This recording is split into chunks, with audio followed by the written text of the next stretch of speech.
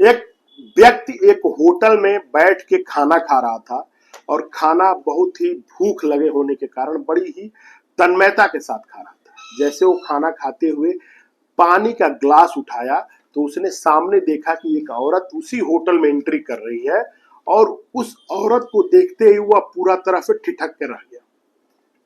वह खाना छोड़ के उसके तरफ गौर से देखने लगा और जैसे ही वह औरत जाके बैठ गई सीट पे, वह आदमी खाना छोड़ के वहां से उठा और होटल मालिक से जाके उसके कान में कुछ बात कहा।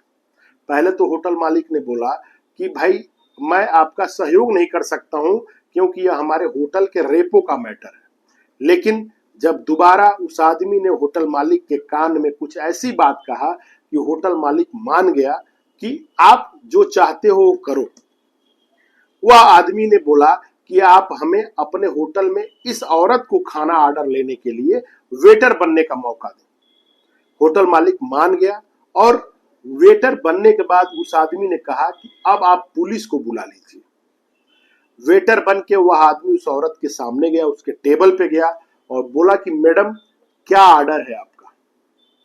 औरत ने जैसी ही आवाज सुनी, उसको कुछ सुना जाना आवाज लगा, उसने अपना सर उठा के उस पुरुष के तरफ देखा तो वह घबरा गई, नजरें छुपाने लगी और वहां से अब भागने के लिए अपने सीट से खड़ी होके भागने की कोशिश करने लगी। लेकिन जैसे ही वो औरत अपनी सीट से उठी, वह आदमी बहुत तेजी के साथ बाहर निकला और होटल का दरवाजा बंद कर दिया। बोला कि मैडम आपको खाना खा के जाना होगा, आपको ऑर्डर देना होगा। अभी यह बात एक दूसरे में हो ही रही थी। होटल में जितने लोग खाना खा रहे थे वो सारे लोग घबराने लगे और देखने लगे कि यह बातें क्या हो रही हैं। तब तक 5 से 7 मिनट बीता होगा। होटल मालिक ने चूंकि फोन करके एक छोटी सी कहानी थाने पे भी बता दिया था, पुलिस बहुत तेजी के साथ होटल पे आ गई। जैसे ही पुलिस होटल पे पहुंची, उसने उस आदमी के कहने पे उस औरत को गिरफ्तार कर लिया और गिरफ्तार होने के बाद घटना मैं आपको बता रहा हूं कि वह औरत कोई और नहीं थी, यह वही औरत थी जो इस पुरुष की पत्नी थी और उसके हत्या के आरोप में 2 साल 3 महीना जेल काट के आदमी बाहर आके जमानत पे अपने बच्चों के पालन पोषण के लिए मेहनत मजदूरी करके अपने परिवार को जिला रहा था। लेकिन जैसे ही उसने इस औरत को देखा, वह घबरा गया और होटल मालिक के सहयोग से उसने इसको गिरफ्तार कराने में सहयोग उसको मिल गया, कामयाब हो गया। अब मैं सुधीर शर्मा भट्ट आपको प्रणाम करता हूं और मैं आपको ये सच्ची घटना बताने जा रहा हूं। यह सच्ची घटना जो है, यह कर्नाटक के मैसूर के घटना है, वहां के एक लोकल गांव की घटना है। कर्नाटक के मैसूर के 5वें सत्र में अतिरिक्त जो न्यायालय के न्यायाधीश थे गुरुराज सौम्या, उनके न्यायालय में एक वकील साहब आते हैं और कहते हैं कि जज साहब, मैं आपको नोटिस नहीं दे पाया, इसके लिए क्षमा प्रार्थी हूं।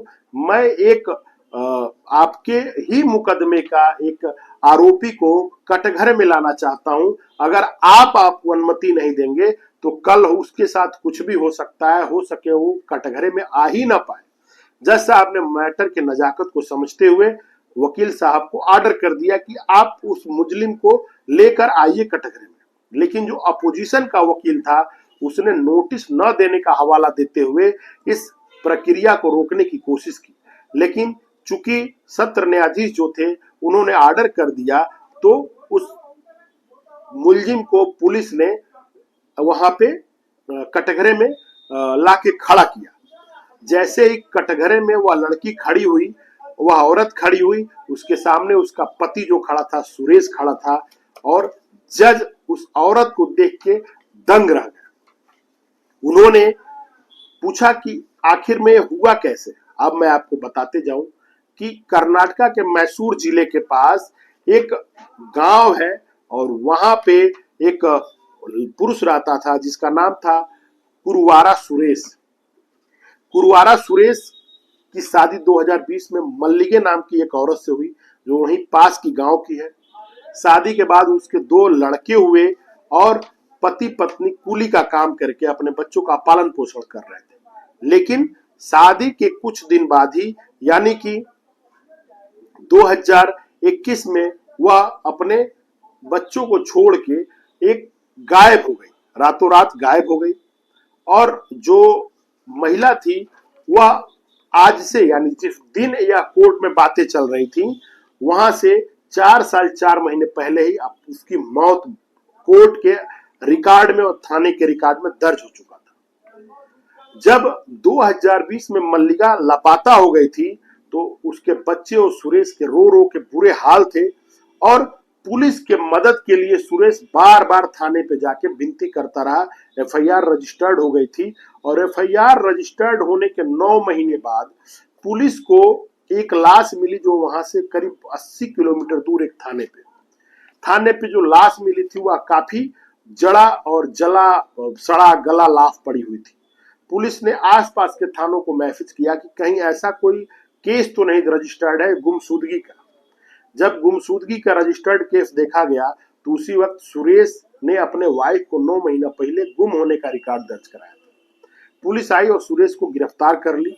इसी बीच जो मल्लिके की मां थी गौरी, उसने एक एफआईआर दिया कि हमारे बच्ची को यह सुरेश जो है वह मार डाला है। पुलिस के सामने सिंगल सस्पेक्ट था 9 महीने पहले एफआईआर और आज उसको मार देने की एक एफआईआर, और वो भी सुरेश के नामजद होने के कारण पुलिस सुरेश को गिरफ्तार कर ली। और पुलिस ने सुरेश को चूड़ी उस औरत का और साड़ी दिखाया और पुलिस के दबाव में आकर सुरेश ने उस स्वीकार कर लिया कि यह औरत मेरी ही है और हमने इसको ईंट के इसके सर पे मार के इसकी जान ले ली थी। पुलिस गिरफ्तार करके जेल भेज दिया। पुलिस की गिरफ्तारी के बाद 2 साल बीत गए। 2 साल 4 महीने बाद वह जमानत पे बाहर आया और जमानत पे जब बाहर आया तो अप्रैल जो था वह 2 अप्रैल 2025 का दिन था, जिस दिन होटल में उसने मल्लिके को देखा।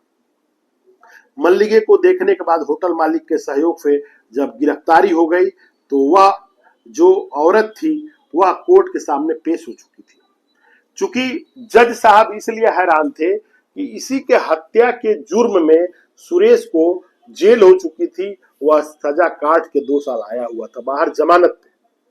अब पुलिस को जज साहब ने बोला कि आखिर में वह महिला कौन थी अगर यह मल्लिके है तो। मल्लिके ने एक्सेप्ट किया कि मैं ही मल्लिके हूं और मेरे माता का नाम गौरी है और मेरे पति का नाम सुरेश है। जब कोर्ट के जज साहब को यह पता चला तो वह पुलिस को गाइड किए, पुलिस को ऑर्डर किए कि आप अप्रैल तक यानी इसी अप्रैल के लास्ट तक आप हमको ला के उस औरत का डिटेल देंगे। पुलिस ने जांच और छानबीन में उस औरत का जो बिसरा, चूंकि वो क्रिश्चियन थी तो क्रिश्चियन के होने के कारण उसको दफनाया गया था और उसके बिसरा को प्रिजर्व कर लिया गया था, उसमें उसका डीएनए मैच नहीं हुआ था। लेकिन पुलिस ने सुरेश को मार पीट के जबरदस्ती उस जुर्म को कबूल करा के उसको जेल भेज दिया। और आज कटघरे में पुलिस खड़ी होके परेशान थी और जज साहब पूछ रहे थे कि बताओ वह किस औरत की लाश थी, वह कौन थी, उसके बारे में डिटेल चाहिए। अब चूंकि फर्जी हत्या के आरोप में 2.5 साल जेल काट के जो सुरेश बाहर आया था, उसके परिवार वाले अब कोर्ट के सामने एक दाखिल किए हैं याचिका कि हमें हर जाना चाहिए, हमारी जिंदगी, हमारे बच्चे जो 2 साल 3 साल झेले हैं, जो बच्चे भूख प्यास और माँ बाप के कारण उनकी कमी को झेले हैं, उसका हर जाना चाहिए। और जज साहब जो है वो भी सख्ते में है। उन्होंने एक कमेंट किया अपने जजमेंट को देते वक्त और उन्होंने बोला कि यह भारत की तीसरी या चौथी इस तरह की घटना है जिसमें पत्नी के जिंदा होते हुए पति को जेल हो गया, वो भी उसके फर्जी हत्या के आरोप में। पुलिस की कार्रवाई अब खुल के सामने आ चुकी थी, जज साहब समझ चुके हैं और उसको बाइज्जत बरी कर दिया गया है सुरेश को, और मल्लिके अब जेल जा चुकी है चूंकि वह साक्ष्यों को छुपाने के आरोप उसके ऊपर लगे हुए हैं। पुलिस जांच में जुटी हुई है कि आखिर में वह औरत कौन थी जिसके लिए हम लोगों ने इसको 2.5 साल का जेल करा दिया और अभी यह रोज फास्ट ट्रैक कोर्ट पे आने के कारण अपना सारा काम छोड़ के चक्कर काट रहा है पुलिस का। ऐसे हमारे संविधान में कई सारे लूप होल अभी भी बने हुए हैं और पुलिस के थोड़ी सी लापरवाही से किसी के जिंदगी के अहम साल का नुकसान होता है और अपने गोल्डन टाइम को वह जेल में काटता है। ऐसे मामलों को पुलिस को संज्ञान बहुत ही गंभीरता और बहुत ही माने संलिप्तता के साथ लेनी चाहिए। और अगर 100 लोगों को आप न्याय देते हैं और अगर किसी एक बेकसूर को अगर जेल हो जाती है तो हमारे संविधान की पूर्ति नहीं होती है। बाबा भीमराव अंबेडकर ने लिखा हुआ था कि हम 100 लोगों को, 100 बेगुनाहों को, 100 गुनाहगारों को जेल से छोड़ सकते हैं या नहीं रख सकते हैं। अगर किसी एक बेगुनाह को जेल हो जाए उस हमारे लापरवाही के कारण। अब बात ये आती है कि क्या पुलिस ही इस केस के प्रति लापरवाही के कारण बना हुआ था? तो कहीं ना कहीं यह पुलिस के द्वारा रची हुई एक घटना थी। सस्पेक्ट मिल गया था इजिली और उठा के उसको उन लोगों ने सारा केस उसके सर पर रख के उसका शिनाख्त, जब बिसरा रिपोर्ट बच्चों से मैच नहीं हुआ तो मल्लिके थी ही नहीं, तो फिर इसको जेल कैसे हो गया? फिलहाल कोर्ट के सामने सारा मामला खुला हुआ है। न्याय की उम्मीद लगाए सुरेश बैठा हुआ है, उसके परिवार वाले बैठे हैं। अब देखते हैं कि सरकार क्या जुर्माना दे रही है उसको। इसी के साथ हम आपको प्रणाम करते हैं। हम देश दुनिया में चाहेंगे अगर मेरा काम पसंद हो तो हमारे चैनल को लाइक, सब्सक्राइब और शेयर करें। प्रणाम, मैं सुधीर शर्मा।